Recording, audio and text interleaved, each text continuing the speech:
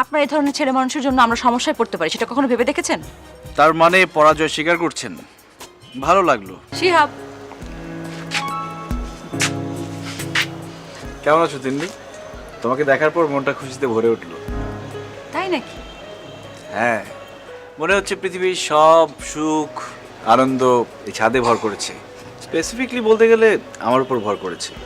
আহারে, কত ভালোবাসা, তাই না? একদম ভালোবাসা উপচে পড়ছে। আবেগ আর ভালোবাসা মিলেমিশে একাকার হয়ে আমার আকাশে বৃষ্টি হয়ে ঝরছে। আপনার কথাবার্তা শুনে মনে হচ্ছে মজনু নামে যতজন আছে তাদের বংশধরের মধ্যে আপনি একজন। এত ভালোবাসা নিয়ে ঘুমান কি করে রাতের বেলা? হ্যাঁ, বাই দ্য ওয়ে, এরকম ভালোবাসা দিয়ে কতজন মেয়েকে মায়াজালে জড়িয়েছেন? সমস্ত ভালোবাসা প্রেম আবেগ এই মনের মধ্যে যত্ন করে রেখে দিয়েছিলাম।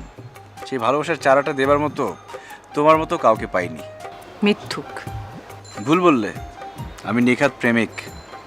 অনেক হয়েছে, নাও কাম টু দ্য পয়েন্ট। আপনি এমন কেন করছেন? মানে বুঝলাম না। দেখুন, আপনি ভালো করে জানেন যে আমি তন্নি, তিন্নি না। তারপর আপনি এই গেমসটা কেন খেলছেন? কেন করছেন এসব? আপনার এই ধরনের ছেলে মানুষের জন্য আমরা সমস্যায় পড়তে পারি, সেটা কখনো ভেবে দেখেছেন? তার মানে পরাজয় স্বীকার করছেন?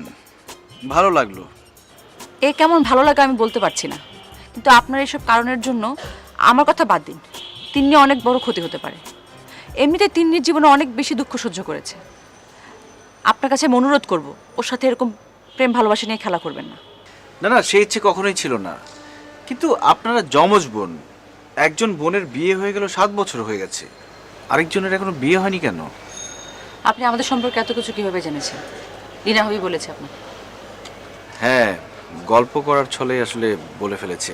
আপনি প্লিজ ভাবিকে কিছু বলবেন না, উনি খুব ভালো মানুষ। একটা কথা, কিছু মনে করবেন না, আমি কি তিন্নির জীবনে কি ঘটেছিল জানতে পারি?